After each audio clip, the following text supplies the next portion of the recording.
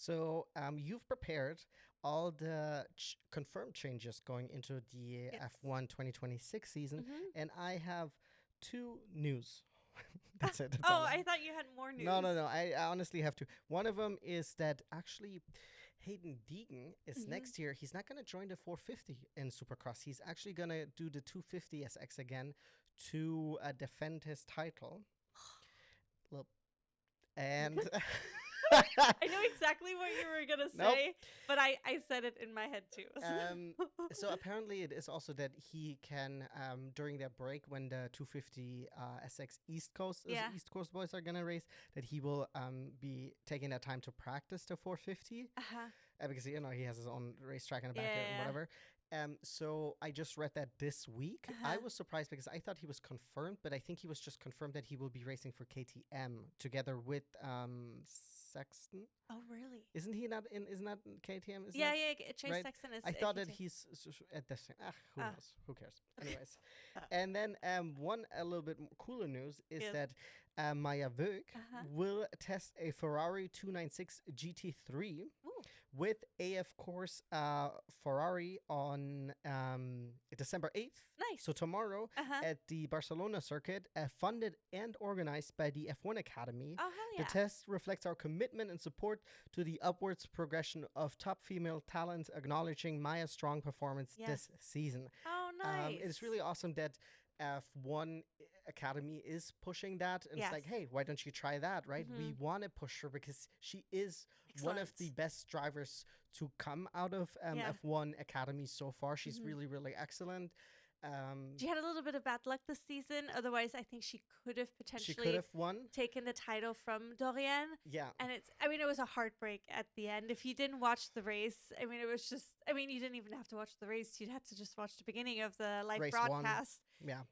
But it was just, because she is excellent. And She is. she put on some really great races. We saw her in the first year of her F1 Academy career, and we already knew she was going to be the one to look out for also Yeah. in her second season, but unfortunately she's not allowed to come back. Yeah. So we were already curious to see what she's going to do Yeah. or what opportunities she'll have, because I'm not sure what her financial status is, I don't know. where her sponsorship money is coming from, what she can do next season. But I really hope we will see her Yeah. in one or the other racing leagues, because I think she has so much potential. Absolutely. I know that so Dorian has not confirmed yet if she's going to go to GB3. Oh, interesting. I don't know if the reward for this season's champion was a full GB3 ride or season as well. I know that Abby has announced that it was her last race with that GB3 team, which I guess would insinuate that they're making room for another driver. I haven't also heard any news where Abby's gonna go. I know Abby is looking for a lot more sponsorship because she doesn't come from a lot of money. Yeah. So it'll be interesting to see what will be their next move. I will also say really cool by Mercedes. Dorian in at their factory in England have actually on their car park, I think, parking garage. Yes. Sorry. They have a huge banner or huge banner, I guess, sign of her there for winning the F1 Academy Championship, which is really, really cool. I don't recall Abby getting that from Alpine. I don't remember Rodin. seeing anything. I don't remember seeing anything, but then again, the Alpine stuff doesn't come up as often on my feed as Mercedes. Fair. And there's also a short video of actually all three F1 Academy champions doing a sit-down interview.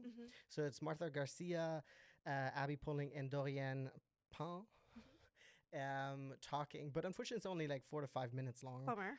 Bummer. Because I'm sure they have so much to share. Yes, it's also cool because I know that there's more works into it, and they're bringing them back in to also give them more face time, because we do not get to see, or we didn't get to see as much of Martha Garcia. Obviously, you know, she had an excellent season in the ELMS. I don't know if the Iron Dames are racing in the ELMS this upcoming season. I believe they are. I think they only step back from WEC. Yeah, But she had a really, really strong season. They've won races, Mhm. and it's just nice for her to also get a little bit the Because she didn't get attention as much during her F1 Academy career because it wasn't broadcasted. yeah, So it's nice to. I mean, she has been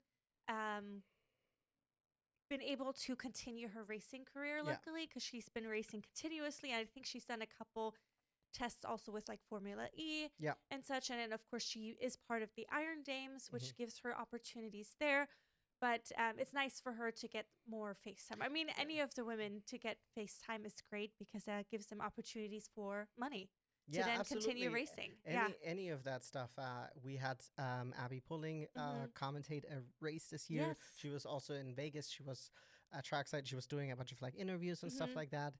And I know that you've told me that Susie Wolf said that she did regret not Mhm. broadcasting the first season F1 Academy, because it is just taking away FaceTime from Yeah. the drivers who probably very desperately need Mhm. sponsorships, because I don't know how many from them come from like a lot of money. Yeah, but I mean, you still need the money. You still need the FaceTime. You need to have some kind of, I mean, especially as a woman, you need some kind of recognition to be able to be offered a seat. the only ones that I know come from like crazy money were Amna and Hamda. Oh yeah, they came Akavesi. from like They came from like crazy money. yes, but I mean, Leah Block also comes from a good amount of money. Yes, but her, it sounds like her heart is very Back much in in rallying, yeah. and her goal is to race in the World Rally Championship, Mhm. and I think that would be awesome. And it's another driver we're gonna keep our eyes on. Yes, oh, 100%, 100%. Especially because we both want to watch more rallying again.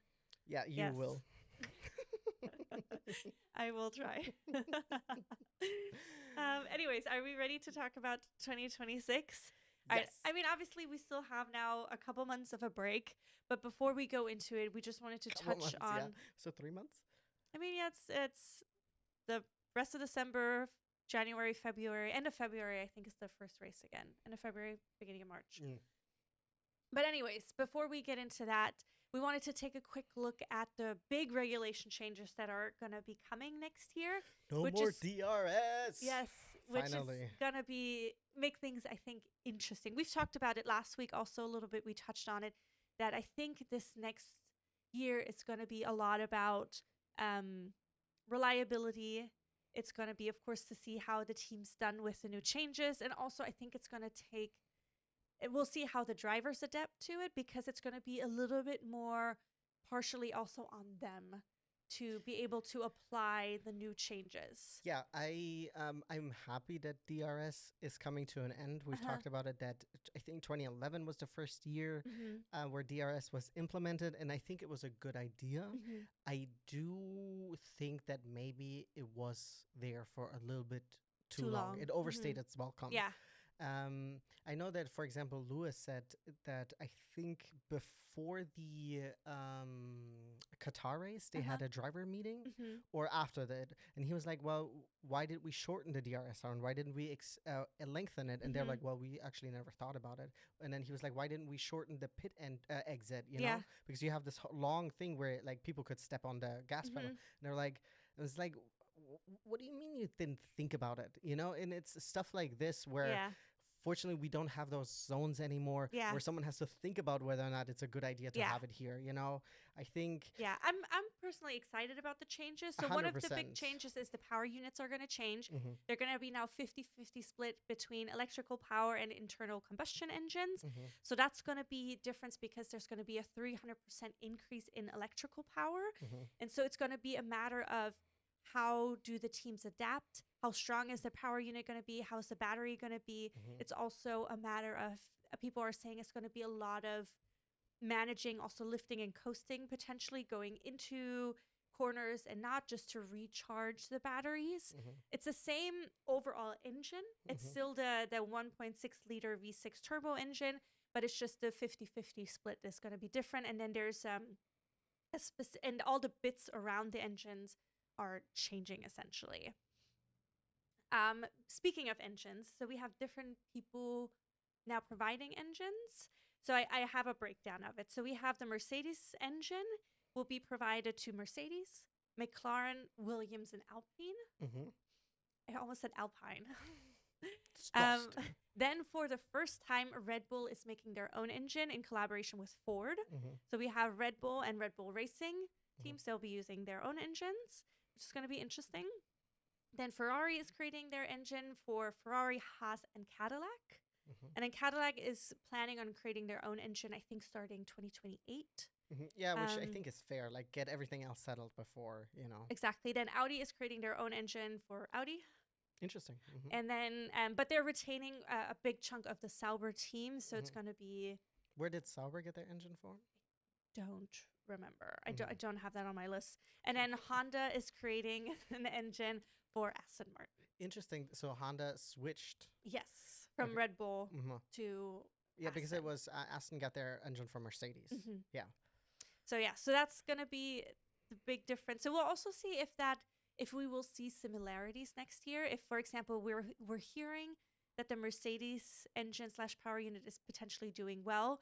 If will that be all across the board for the people who are getting McLaren engines, Mercedes engines?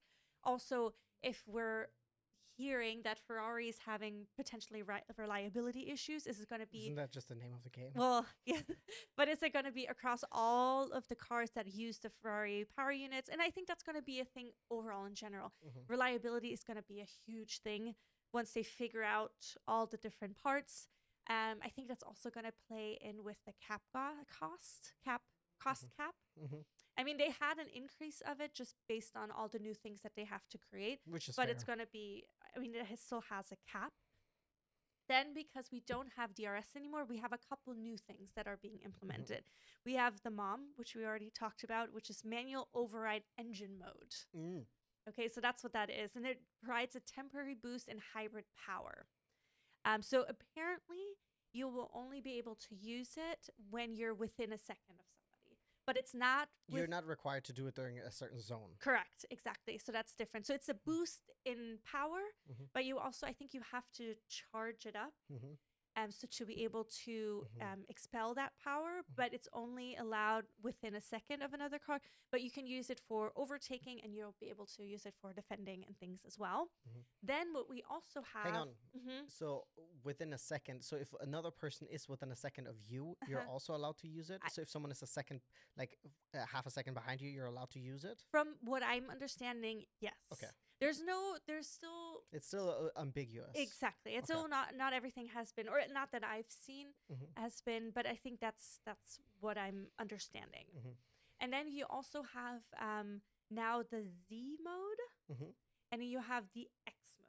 Just like Pokemon Z and X. So it's basically because you'll be able to adjust the front and rear wings. Okay. So the Z mode it's closed. For zoom. No.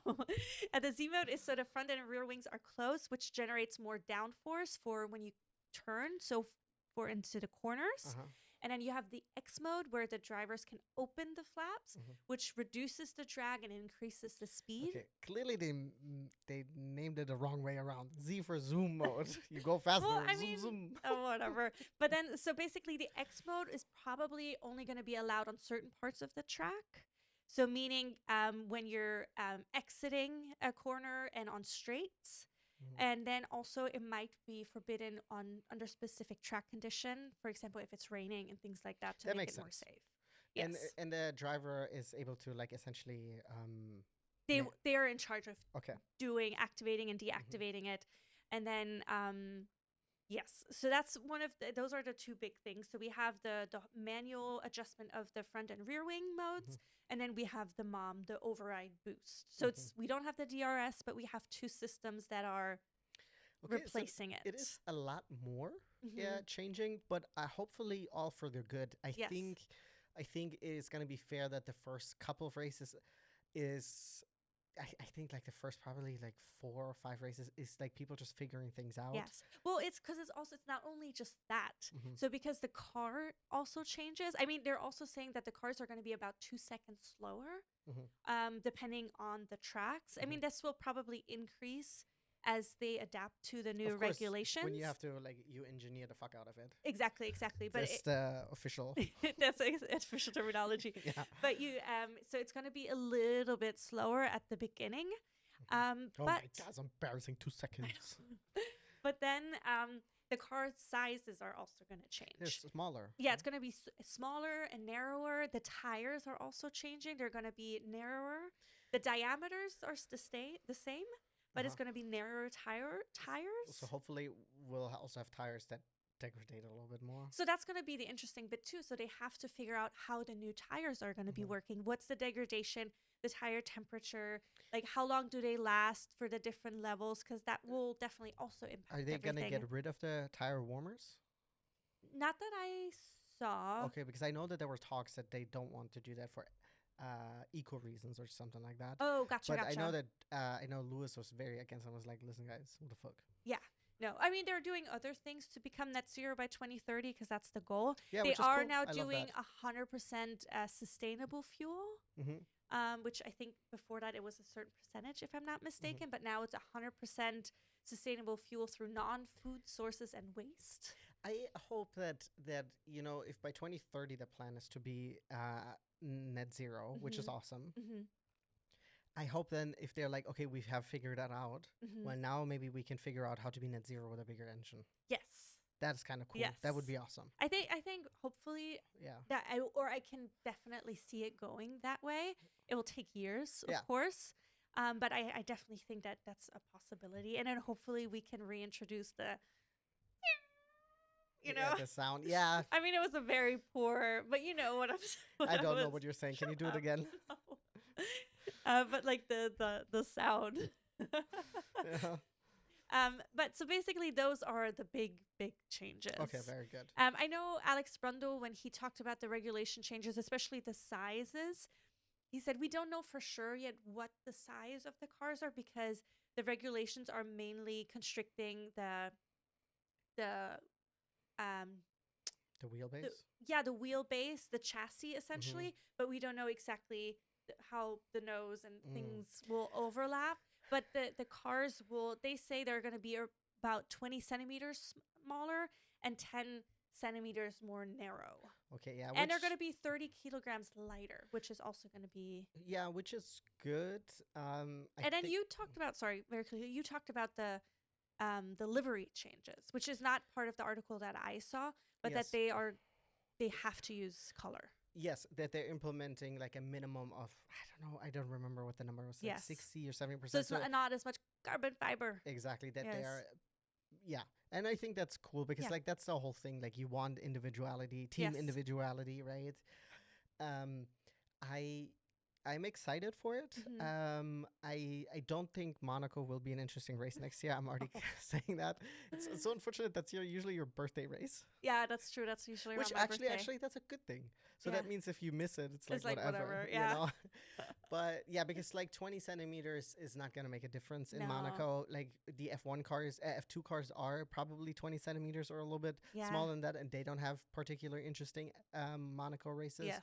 But I think this is hopefully a step forward in the right direction. We won't know, and I'm sure there will be kinks that will need to be ironed out. Of course, but I think George Russell had talked about it, that we're going to be able to see overtakes in new places that we've not seen yet before, which is going to be exciting. I think it's going to be really interesting to see how different drivers adapt to the changes, especially doing the manual mode changes, the lift and coast, how they adjust to it, how they implement it. They were also talking about that I think Albon talked about it, that it's they can take a leaf or a page from the book of Formula E, which it is inspired by. It's not quite as extreme in Formula E, but Formula E can be incredibly interesting. And especially because they use their battery to the 0% at the end. Yeah. It's like so interesting. It can, like, the race really, like, the last lap can change it all. The last corner can change it all for Formula E specifically. So I think it's going to be really interesting to see how this changes. I think there's going to be a lot of heartache and frustration potentially at the beginning of the season, depending on how things work or do not work. But I'm very much looking forward to it. I'm also interested to see how close the field will be, because like now at the end of the ground effects era, the teams were very close, right? They were within like 6/10. Yeah. And which is, I think, quite unprecedented. So I'm hoping that I think there will be differences, and I think especially maybe the newer teams, I would be very surprised if Cadillac would just show up and be like, "Hey, look at us, number one," right? I'd be very surprised by that. I would love it for Valtteri.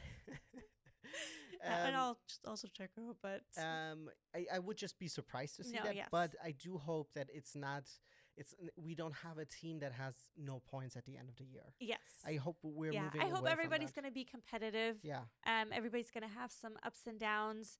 I'm excited. I hope I'm not too excited, because I mean, we really just don't know. And it's been a long time since we've had these regulation changes. Yeah. And the last time there were these regulation changes, I wasn't actively watching F1. Well, I mean, this is the first time we've had this many, I think, changes because we have now DRS being get kicked out and stuff like that. We have X and Z mode. Like, it's a lot of changes at once, which is cool. Yeah. And I'm excited to see. Yeah. Hopefully the cars will be really pretty. Yes. And hopefully Ferrari will build a fucking rocket ship. And then they're just winning races by 20 seconds. And I'll be okay with that. I'll be okay with that. Let Lewis win 23 races out of 24, and I'll be dancing every weekend. You know what? I think that would be the best season in the world. Okay, I'm done. We'll see. We'll see about it. I don't think so. I don't think so either. This is Ferrari copium delusion. Yes. Hopium. But let us have these couple of months of Delulu before our hearts get broken again, potentially. Yeah, let us have that for.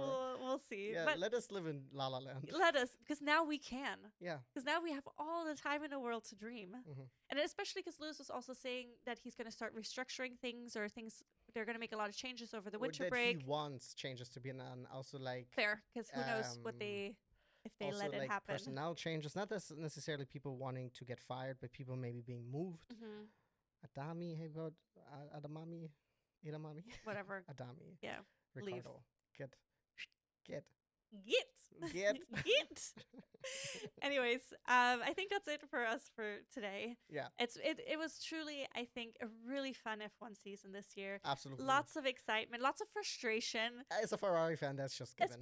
But also we were just lots of frustration with like the stewards and the broadcast and stuff. But I think that also just like it comes with any sport, right? Yeah, but it also just like it makes it more entertaining. And like, who doesn't love to complain a little bit about things? Germans. Yes, and we are Germans. Speak for yourself. Goodbye. Okay. Anyways, we'll see you guys again on Thursday with the What to Watch, and then we'll see you guys next week. I have no clue what's happening in terms of racing much, so we will see. Biathlon. Bye-bye. Bye, guys.